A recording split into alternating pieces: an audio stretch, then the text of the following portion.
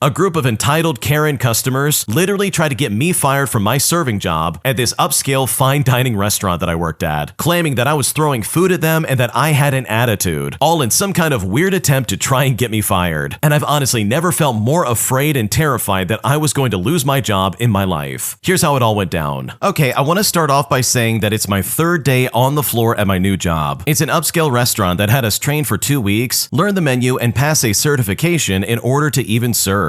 After many nights of shadowing and studying, I pass and I'm getting my own sections. We're typically reserved only aside from the bar, which seats 35 people, unless it's empty on the off chance. Well, this group of 9 older people came in and I was given them. They said they only had an hour and 30 minutes, so I informed them that our kitchen is from scratch, so everything is made to order and it takes time. They say it's fine and I go ahead and I get their orders in. 2 people order the fried chicken, which is written on the menu as being worth the wait because it takes about 20 minutes to cook it, and I tell them this and I suggest a chicken sandwich instead, but they wanted the plate. I put in their orders and after about 9 minutes, as my manager and expo checked the ticket, they flagged me down and asked when their food would be coming out. Well, I said to them at minimum it should be about 15 minutes and that they are a large party and there are tables ahead of them. Well, they're now upset and they're now complaining. And you know what? I'm just smiling and apologizing. I let the manager know and he's like, okay, fine, we'll rush the order. About 5 minutes later, they tell me to just make everything to go. But the kitchen had already started plating, and now we had to scramble to make it to go. As the food starts coming out, they ask me for their tickets and I start dividing it up. My manager puts the 18% auto gratuity on since it was a party above 8 people, which is standard written corporate policy. I start separating their tickets, but now they're flagging down another manager and are seriously asking for items to be taken off. My manager tells me to go greet my new table, and when I come back, one of the guests are telling my manager that I had an attitude and that I was throwing their to-go food at them. As they're leaving, they're telling me that I got lucky making so much money off them for food that's not even worth the price, nor being made from scratch. But I tell them that I'm sorry and to please just have a nice day. Another 2 of them tell my manager that I swore at them. But seriously, I'm like a crybaby pushover. I don't do this to even my enemies, let alone customers who determine my pay. My manager asked to speak with me in the kitchen, and I'm just overwhelmed and I just start sobbing. I've been unemployed for a while, and I'm in the red on my credit card, and I have no more savings. This job is my last lifeline right now. All of this and the fear of getting fired just made me a complete wreck. Thankfully, my manager said he saw the situation and knows that they're completely lying, and that I'm gonna be okay and that I'm not gonna get fired. They let me go take a breather, but I was literally weeping while rolling silverware. And this isn't my first server job nor hospitality job. I've had guests yell at me and say all sorts of horrible things, but this situation really got to me because it hit me where it hurts the most. Dude, these people are horrible people. They literally made up lies just to try and get you fired from your job. Now, apparently, this restaurant is like an upscale restaurant, meaning that it's above fine dining. And the fact that they train you for 2 weeks just to get ready for it. Seriously, this is a really upscale place, so it's why would they do that to someone? You would think the clientele that comes in there would be at least reasonable, but no, obviously these people had a chip on their shoulder for something that didn't happen. And I've definitely been there where it's okay, I'm being blamed for something I didn't do. I'm being painted to be the bad guy, and it's dude, I did not do anything wrong. So I know exactly what the original poster is feeling, where they're I feel helpless and completely scared and terrified. Because for me, nothing is more frustrating than not being represented correctly. If someone's making stuff up about me or trying to be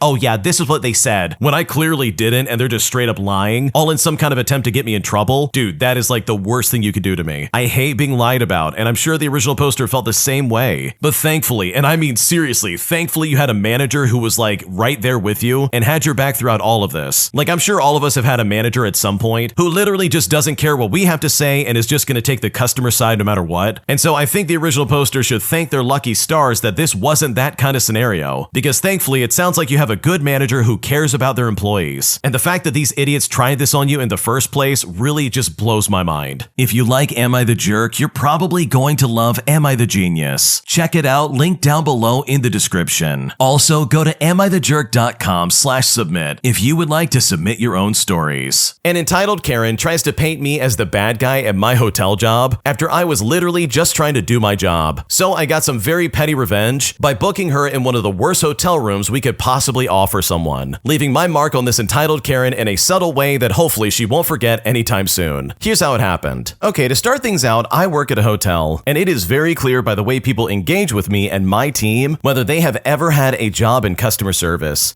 There is no way they could speak to me the way that that they do if they could even for a moment imagine being in my shoes. Now here's a prime example I want to share. This white lady with huge glasses, comically large frames that give "I'm just quirky" energy, walks into our location. She comes up to the front desk to check in. Early in the process, she tells me she is going to buy a beer from our little market area, and I said something along the lines of, "Okay, we can do that at the end." While I'm checking her in, I ask for her to insert a card for the reservation. I will say, not every front desk person does this every time, and a lot of them just say the expiration date and use the card on file. But this isn't my first rodeo, and I know that if we don't get a card physically taken at check-in, or at least look at the card since there are cameras at the desk, it is nearly impossible to win a case for damages. The argument that the card on file isn't the one they meant to or wanted to charge to, etc., can get the case thrown out really quickly. Also, I am the supervisor, so I do things properly. I truly do not care that much if the other teammates follow procedure to the letter of the law. They're overworked and underpaid, so unless it's a huge deal, I don't make a stink about it. But I'm under high scrutiny, and I also just don't like messing things up, so sue me. I follow the rules. She inserts the card, and I wrap up checkout, and I give her the room keys. She then goes and grabs the aforementioned beer, and I then ask her if she wants to use the card on file, which is also known as the one I just took the authorization on for the room. Well, when I said this, she went ballistic immediately. She said to me, "Didn't I just pay for the beer?" Well, no. First of all, I had no idea what beer you were going to pick out, and they cost different amounts. Have you been in the world before? Are you new here? Also, why would I charge you for a mystery beer in the middle of check-in? I haven't even given you the keys yet, and you're thinking that I'm charging you for a beer that I don't even know the brand of? Well, regardless, she proceeds to freak out on me, and as a result, I changed the card on file immediately. It's worth mentioning that I had not charged her card. I put an authorization on it, similar to a rideshare app before you decide if and how much you want to tip. I inform her that the new card will be charged when she checks out, but the authorization will not be released until then as well. And this was quite a show because this lady was pouty, furious, and devastated. And look, I'm not devoid of empathy. It was probably about a $500 hold, which really would stress me out if it was on my account and I wasn't expecting it. I'm broke most of the time. It really would have been a huge hit. It's also worth mentioning that she was there for work, so she makes enough money that they will be sending her butt out of town. But even still, I totally understand. But that was not the issue. People throw tantrums on a daily basis where I work. Unfortunately, working at a fairly nice and semi-expensive hotel does not draw the most down-to-earth crowd. While I'm changing the card on file, she says something under her breath. I know it's nasty, but if you're gonna say something nasty, say it with your chest. So I ask her what she said, and I said it in the tone of, "Oh, did I miss something?" Well, she looked at me and said, "What are you, dumb? Why would you put that large of a hold on my card?" And I thought to myself, oh mama. Okay, so we're doing the name calling? Okay, I see you. But it's hold on a second, what are you then? Are you dumb? Why would I be taking money for a beer that once again I had no idea the brand of, and more importantly the price of, in the middle of checking you in? And you might think that's the end of it, but no. The next morning I'm back at the front desk. One of the managers happened to be there, which was very rare. I had filled her in and on the fact that we were probably going to receive a negative review in the survey that we send out to every guest when they check out the moment I clocked in. And y'all know the camaraderie that forms in the face of entitled customers, because resentment is thicker than blood. So she walks up, and I had stuff to do, and she walked up to my manager to check out. And as she was doing this, I was moving to restock the coffee station. This Karen then stops me in my tracks and says, "I think you should be here for this." And I thought to myself, oh good, here we go again. I walk over to her and my manager, and she then begins her monologue fully berating me. Not using the word dumb again, but it's dripping off of every word that comes out of her ugly mouth. At the end of her speech that clearly she fell asleep daydreaming about, she says, and I quote, "I think we can all agree you made a mistake." And it's girl, you better be so for real. I am not agreeing to anything. I say some non-committal platitude, and my manager apologizes profusely. And also, screw our 100% satisfaction guaranteed, because we gotta swallow a lot of crap that our guests will throw our way and just smile and thank them for their understanding and patience. And while that's the end of the encounter, it's not the end of the story, because this is where my petty revenge finally comes into play. About a month later, she walks through the doors again. Mind you, my eyesight and memory are absolute crap. Often guests walk up and I ask if they stayed with us before, sometimes with a response of, "Oh, I was here last week."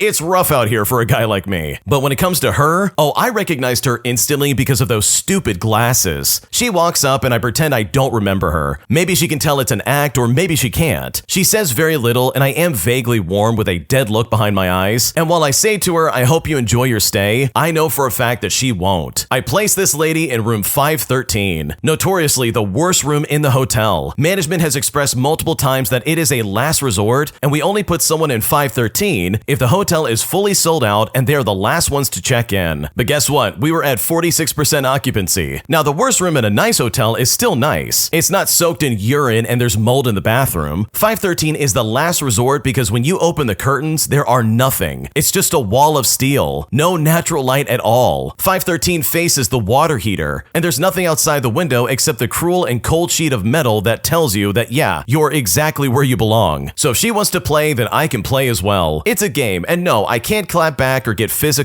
or really do anything tangibly bad to you, but I don't forgive and I will not forget. Don't play unless you're willing to suffer the consequences. So long story short, I put guests who are jerks in bad rooms at my hotel, and this Karen absolutely deserved it. Dude, I totally understand where you're coming from with that first line, where you know right away whether or not someone's had a customer service job based on the way they treat you. Because man, customer service can be brutal. I don't care what it is, and yeah, some of them are way worse than others, but it seems like across the board, there's always some entitled jerk treating you like garbage. They think they're better than you, they treat you like crap, and any mistake they make is suddenly your mistake. So yes, I love the fact that you got this petty revenge in the way that you did, because it really is a super subtle thing. You gave her the worst room in the entire hotel, and if that's the best thing you can do, then so be it, because this Karen was completely out of line and she had no reason to speak to you in the way that she did. My entitled neighbors in my apartment complex are at the community pool right by my apartment at all hours of the night, and even though I complained to the police and to the building management, I was told that nothing could be done. So I took matters into my own hands and guaranteed that these people will be out of the pool at the time they are supposed to leave. Here's how I did it. So right now it's summer and I am in an apartment next to the pool. The walls are very thin, as in if you have a conversation in the pool area, I can absolutely hear it, which sucks, but hey, it's a common area. And the place is supposed to close down at 10 o'clock, which is not what I would like, but those are the rules. Now, as you can probably guess, people are ignoring the closing hours, and they're staying up as late as 2 o'clock in the morning or 4 in the morning, including at some hours talking or occasionally playing music. Now, I did it all. I called the front desk, who told me to call the cops, who said that they wouldn't really do much, because all they said was that there's no county noise ordinance. And I just thought to myself, oh, there's no county noise ordinance, you say? Well, perfect, I'm game for that. And please keep in mind, I do know that they will enforce obscenity because Texas is gonna be Texas. So, starting last Friday when 10 o'clock p.m. rolled around and kids were out playing music and screaming in the pool, I pulled out my own Bluetooth speaker and I played the song What's New Pussycat on repeat, and I did this until people left. Well, fast forward to Saturday, and there's now an email stating the front office is going to lock the pool gates at 10 o'clock. Well, they did on Saturday night, but on Sunday night, no. And you know what? There's a party going on with tons of screaming kids. So out comes the speaker and we do the whole What's New Pussycat on loop all over again. And so far, no one's lasted longer than 30 minutes with it, and honestly, this could not have gone better even if I tried. Okay, I love this so much because this is so stupid. You would think that an apartment complex would actually follow the rules that are posted. Like, they're clearly bothering other guests. Like, this is so frustrating. I know for a fact I would never want to put up with that. So personally, I love the way the original poster stepped in and took matters into their own hands, because from the sounds of it, it didn't seem like anyone was going to help him out, which makes this entire situation even funnier in my opinion. My entitled neighbor demands that my colleague call me up so that I can come home early from my night out just to let him back into the building that he got locked out of. But after realizing he was completely drunk and just completely irrational, I decided to put my foot down and say, no, I'm not going to help you, because this guy is incredibly creepy and I want nothing to do with him. Here's what happened. Okay, to start things out, I was on a night out seeing Rocky Horror on stage. I checked my phone during the intermission and I see all these text messages from my friend at work. While I had been away watching the show, my next door neighbor had come into the store that I work at. My workplace is just around the corner from where I live, and it's also a very local store, so my neighbor knew that I worked there. He was very drunk and had lost his keys and locked himself out of the building. We live in the same apartment building and his front door is right next to mine. He then asked my colleague to call me so I could come back home and let him in with my key. Now, I obviously don't have the key to his apartment, but the front door to the building locks automatically behind you, so I'd have the main key to get back into the main building. My colleague told him that I was out in the city center that night and he didn't know when I'd be back, but he will send me a text message. My neighbor evidently thought this wasn't good enough and decided to scream at my colleague that he didn't believe that he had sent me the message. So my colleague then proceeded to show him the proof that yes, he had sent the message. But this dude seriously was expecting me to come home early from the show that I paid to see just to let him in the building because he was stupid enough to lose the key. And just for the record, I wouldn't have let him borrow my keys even if I was at work, because one of the first things he said to me when I found out he was my neighbor was him saying, "Oh, I knew it was you the moment you moved in because I recognize you based on the way your key sounded." And that is seriously the single creepiest creepiest sentence I've ever heard a man say to me, and I've been stalked before, like seriously. So no, I will not be ending my night out early to let you in, because I also want to make sure that you stay as far away from me as humanly possible. Oh god, this is really creepy. Like seriously, your neighbor's coming to your place of work and being like, hey, call up your coworker. I need to get in the building because I'm drunk and I lost my keys. And then when they said they'll do it, this guy's like, no, I don't believe you. You gotta show me. Like, dude, get a life. What is going on right now? Or like find a place you can hide a key and get in yourself. Like, what an idiot. You would think he would call like building maintenance or something. But no, instead he decides to bother his one neighbor and be like, oh, you gotta cancel your plans and let me in the building, please. And it's like, dude, I'm not your dad. I'm not helping you. Because this guy's behavior was super immature and just so stupid. And I'm so glad you decided to put this guy in his place. Am I the jerk for keeping and wearing the bridesmaid dress I bought for my friend's wedding, even though she kicked me out of her wedding and demanded that I not wear it anywhere else? Because right now she's very pissed off and I honestly just don't know what to do. Here's what's going on. So I'm a 26-year-old female and I was supposed to be a bridesmaid for my friend's wedding. We used to be a lot closer in college, but we haven't really talked much since then. And I honestly was kind of surprised that she even asked me. Planning was a disaster as she was micromanaging every single thing. And she kept acting like we were just accessories in her aesthetic. She wanted us to have identical nails and lashes. And like, I get wanting a vibe, but I said in the group chat I wasn't doing long fake nails since I work in healthcare. And when I said that, she got mad and made some comments like, then maybe you're not fit for the bridal party. So I said to her, yeah, well, maybe I'm not. And I guess that was that. A few days later, she texted me saying that she was taking me out of the wedding party, but I could still come as a guest, which to be honest, felt kind of humiliating, especially after I already bought the dress, the shoes, and paid for the alterations, all of which was over $350. I asked if I could still wear the dress to the wedding since it's not like I can return it, and she said absolutely not. She doesn't want anyone wearing that dress unless they're in the photos, and she didn't want reminders of negativity at her wedding. So you know what? I just didn't go. But yeah, 2 days later, I wore the dress to brunch and decided to post pictures and tag the store, and basically confirmed that yes, it was the same dress, and it was the same color scheme that she used for the wedding. And so our mutuals realized it, and I guess it finally got back to her. She then sent back this whole thing, saying how I was being disrespectful and intentionally trying to ruin her vibe. And I was like, what are you talking about? It's a dress that I paid for and it looks great. Some of my friends say I had every right, and others say I clearly posted it to stir the pot, which I absolutely didn't. The dress was expensive, and the brunch was very formal, and I needed a dress, and I had it, so I just wore it. So am I the jerk in this situation? Because right now, I'm not sure what to do. Okay, I honestly do not think you're the jerk because what she's demanding is so stupid. Is she really trying to say, oh, you know that dress you bought with your own money? You had better not wear that anywhere else. I'm demanding it. And it's like, dude, this is literally something I bought with my own money. You cannot dictate what I can or cannot do. And let's not forget the fact that she literally kicked you out of her wedding party. Like, I don't know about you, but I can kind of understand why you decided to, like, I don't know, stop talking to her after college, because this behavior is completely uncalled for. So no, I don't think you're the jerk at all, and if anything, I think this is some fantastic revenge, because the way she treated you, in my opinion, is completely uncalled for. An entitled boomer walks up to my haircutting station and sits down in my chair, demanding that I cut his hair right then and there, despite the fact that I had an appointment and a customer literally waiting for me right that second. And I'm honestly so done dealing with people like this because this behavior was completely unacceptable. Here's how it went down. Okay, so this incident happened today. I'll be cutting someone's hair and I finish and walk with them to the front so that they can pay, and we will literally have a waiting room full of people with walk-ins and appointments. While I'm cashing out my customer, boomers who don't have an appointment will just get up and run over to my chair and then sit down. We fit walk-ins where we can, but appointments take priority. And this really irritates me because first off, I need to clean my tools and sweep up between customers. And if you come and sit in my chair when I'm not ready, you're just in the way and pissing me off. And I didn't even call you back. So why would you assume that you're next when you just walked in with no appointment in a room full of 10 people waiting? So I let him walk over and sit down while I'm cashing my guy out, and then I walk back to my chair and I say, oh, can I help you? He then starts telling me how he wants his hair cut, and I then tell him that I have an appointment right now and that he's gonna have to wait for the next available barber since he's a walk-in. He then says to me, well, I need my hair cut. But it's like, okay, so does everyone else. That's why they're here. I then tell him to wait again for the next available barber, but he says to me, well, I want you to do it. I say that's fine, but you still need to wait because I have an appointment at this time. He says to me, well, I'm already here. Why can't you just cut me? It won't take long. But it's like, I have a customer waiting who has an appointment at this time. Like, my God, how many times and different ways do they have to be told no? Why is it so hard to wait to be called back? Like, do you just storm into a doctor's office and demand to be seen immediately just because you're there? You're not special and you have to wait just like everybody else. else. And honestly, I care about my appointments more than I do my walk-ins, because they are way more loyal and they actually respect my time. Okay, someone in the comments section said it best, because I completely agree with this. They said it is very dangerous to piss off your hairstylist. Like seriously, why would this guy be like, okay, time to cut my hair, and then still not take no for an answer when you're like, dude, I've got an appointment. Like, you've got to wait your turn. Like, holy crap, are you that entitled that you can't see that, oh yeah, someone else has priority over your stupid needs? Like, I know if I was in the original poster's shoes, I would be very frustrated by this scenario, and I know for a fact I would not handle this well because this kind of behavior is uncalled for. Today, I messed up by sending my boss a spicy text message that was meant for my boyfriend. And now I'm worried that I might be losing my job because at this point, I seriously don't know what to do. Here's what happened. Okay, so this literally just happened and I'm still debating whether to quit my job and move to another country. Maybe even change my name too. For a bit of backstory, my boyfriend and I have been dating for about a year, and we have this ongoing habit of sending flirty and sometimes slightly suggestive text messages throughout the day. Nothing too wild, just cute little messages to keep things fun. Well, that is until today. I was at work absolutely drowning in emails, and my boss had just messaged me about a project deadline. My stress levels were really high, but in the middle of all that chaos, my boyfriend texted me something really sweet. He said to me, "I'm thinking about you and I can't wait to see you tonight." So in my stressed out multitasking mess of a brain, I quickly typed out a reply. "I was just thinking about you too. Can't wait to get my hands on you later." Now this is innocent enough, right? Well, the problem is that instead of sending it to my boyfriend, I sent it to my boss, my 45-year-old, very serious, no-nonsense boss. Now let me tell you something. There's a very specific kind of panic that hits when you realize you've just sent something wildly inappropriate to the worst person possible. It's a mix of sheer terror, immediate regret, and the overwhelming desire to disappear into thin air. As soon as I saw the name at the top of the message, my soul left my body. I stared at my phone, praying that by some miracle, the message hadn't actually gone through. Maybe my phone glitched, or maybe I imagined it, but no, it delivered. I then immediately put my phone on airplane mode, hoping it would somehow delete itself from existence. And spoiler alert, that's not how technology works. It's at this point I had two choices. My first one was to pretend like nothing happened and go on with my life as if I didn't just ruin my career. My second option is quit my job, move to a remote island, and start a new life as a coconut farmer. While I was contemplating my options, my boss, who never replies instantly, decided this was the moment to be lightning fast. My boss said to me, "Wrong person?" And at this point, I think my soul actually left my body for real. There was no saving this. There was no taking it back. I had two choices. I could own up to it and apologize, or just fake my own death. I went with option number one, even though the second one was very tempting, and I immediately sent back, "Oh my god, I'm so sorry. That was meant for someone else. Please ignore it." My boss then left me on red for 10 minutes. And let me tell you something, 10 minutes in this situation feels like 10 years. I was convinced my career was over, that HR was typing up my termination letter, that security was on their way to escort me out of the building. He then finally replied, "Understood. Let's keep personal messages out of work communication." And that's it. No laughing it off, no awkward joke to ease the tension, just a cold professional warning. If I wasn't dying of embarrassment before, I was fully deceased now. The rest of the day was absolute torture. I avoided making eye contact with him, I kept my head down, and even considered throwing my phone into a river. Every time he walked to my desk, I felt my entire body heat up with secondhand embarrassment. And the worst part about it, I have a meeting with him tomorrow one-on-one. I do not know how I'm gonna sit across from him and discuss workflow strategies like I didn't just tell him I wanted to get my hands on him. I might have to call in sick or even quit or simply disappear, because right now I don't know what to do. Oh boy, this really is a massive mess up. I can only imagine what that must feel like. First of all, it was clearly an accident. You clearly sent the wrong thing to the wrong person, and if this guy doesn't understand that, then he really is a complete jerk. But also, I think it's important to know that, you know what, these things do happen. Like, you are not the first person in the universe for this to happen to. So if anything, I would definitely hold on to that and be like, okay, this is fine, I messed up, but like, it's not the end of the world. But hopefully all this works out for you, because I can only imagine what that one-on-one conversation is gonna be like. Because I know if I was in your shoes, I would feel the exact same way. If you like Am I the Jerk, you're probably going to love Am I the Genius. Check it out, link down below in the description. Also, go to amithejerk.com/submit if you would like to submit your own stories. Am I the jerk for allegedly stooping to a new low by kicking my neighbor's garbage bins out of the way whenever she leaves it in front of my driveway? Because right now I kind of feel a little bit guilty, and at this point I don't know what to do. Here's what happened. Okay, for a bit of context, my new neighbor moved in and she was nice enough at first, but she has a serious problem with how she handles garbage days. I'm not sure how in the world one woman can create so much garbage. She will have her bins out, but it's always overfilling. Many times I've come out of my driveway to go to work just to then see a pile